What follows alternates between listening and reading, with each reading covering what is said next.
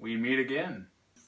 Hey babes, Coolfiend here, hunkering down and creatively sputtering out, and today I'd like to talk to you about offensive content. Let me take you back a bit. The year is 2000 unclear, but definitely in the late 2010s. For many reasons, the internet has adopted a zeitgeist of inclusivity and sensitivity. And for the sake of corporate paradigms and personal ideals alike, offensive or edgy content became frowned upon or downright hard to come by.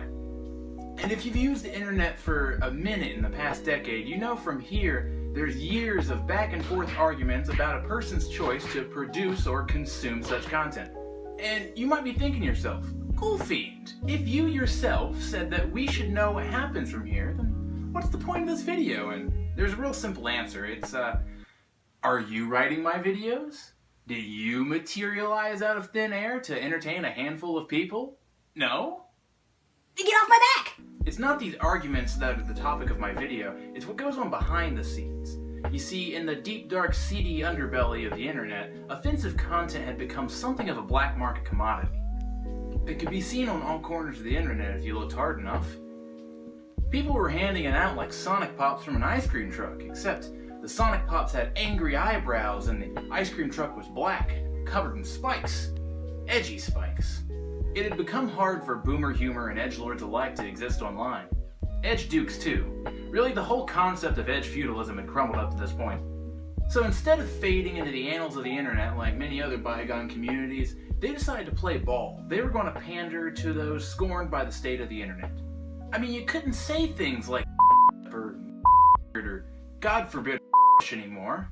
This content could provide them brief reprieve from the shackles of social change and decency.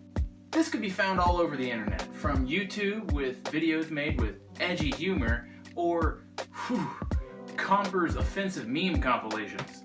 And Twitter and Instagram are primed for joke accounts and parody accounts, which are primed to be a subject of an entire video unto themselves. Plus there's Reddit, which was built to appeal to any demographic, so you can bet your sweet patootie that there's some offensive stuff on there.